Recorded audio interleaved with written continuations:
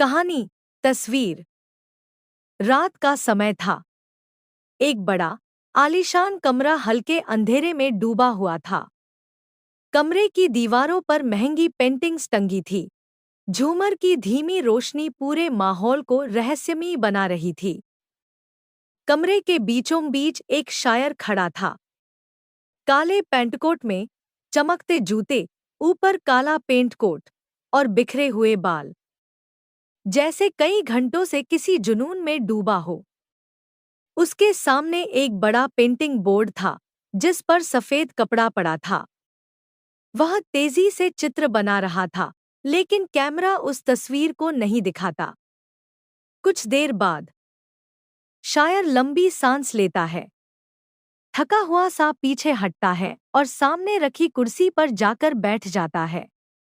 वह तस्वीर को कुछ देर तक देखता रहता है। धीरे धीरे उसकी आंखें बंद होने लगती हैं और वह उसी कुर्सी पर सो जाता है। कमरे में सन्नाटा छा जाता है। तभी दरवाजा अपने आप खुलता है।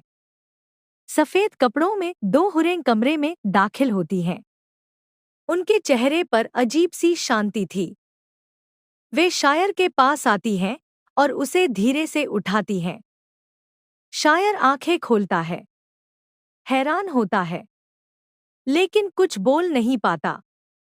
दोनों हुरें उसकी बाहों में अपनी बाहें डालकर उसे कमरे के बड़े आईने के सामने ले जाती हैं। आईने के पास उसका ब्लेजर टंगा हुआ था। एक हूर ब्लेजर उतारकर उसे पहनाती है, दूसरी उसके बाल ठीक करती है। शायर बस उन्हें देखता रहता है, जैसे वह उन्हें पहचानता हो, लेकिन याद नहीं कर पा रहा हो कि कौन है। फिर वे उसे लेकर कमरे से बाहर चलने लगती हैं। तभी शायर की नजर पीछे जाती है और वह जम जाता है। कुर्सी पर उसका शरीर पड़ा था, बेजान, निर्जीव। उसकी आंखें फैल जाती हैं, सांसें भारी हो जाती हैं। वह समझ जाता है, मैं मर चुका हूं। कुछ पल के लिए वह टूट जाता है, लेकिन फिर खुद को संभाल लेता है। वह हुरो की तरफ देखकर धीमी आवाज में कहता है, हुरो, मुझे थोड़ा वक्त दो। दोनों हुरें शांत खड़ी रहती हैं। शायर वापस कमरे में आता है। जिस तस्वीर को वह बना रहा था, उसे अपने मृत शरीर के पास रख देता है। अब दोनों आमने सामने थे। शायर कमरे में इधर-उधर कुछ ढूंढने लगता है। थोड़ी देर बाद उसे आरती का सामान मिल जाता है। वह पहले अपने शरीर की, फिर तस्वीर की आरती करता है। फिर दोनों की एक साथ नजर उतारने लगता है। उसकी आंखों में आंसू भर आते हैं। वह कांपती आवाज में कहता है, तुम दोनों साथ में बहुत अच्छे लग रहे हो। तुमको किसी की नजर न लगे।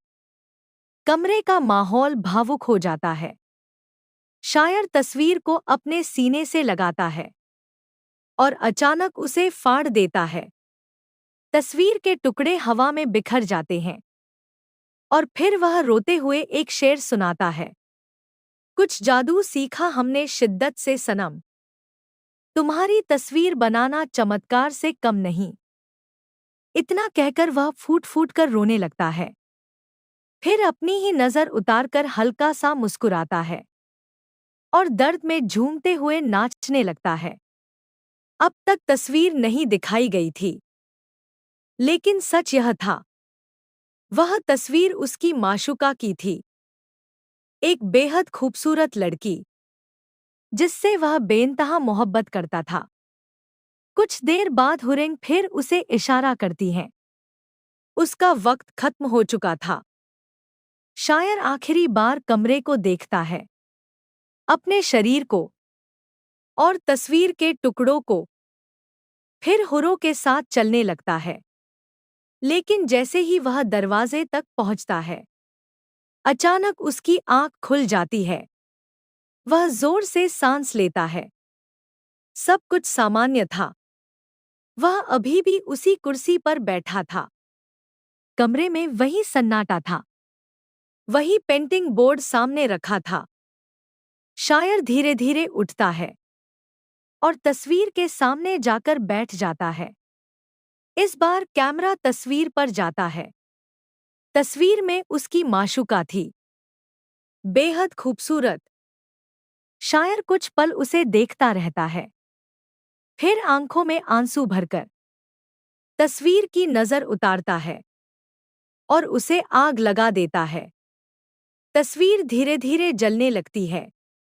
शायर सोचता है, अगर एक तस्वीर मुझे ऐसा खौफनाक सपना दिखा सकती है तो इसे मिटा देना ही बेहतर है।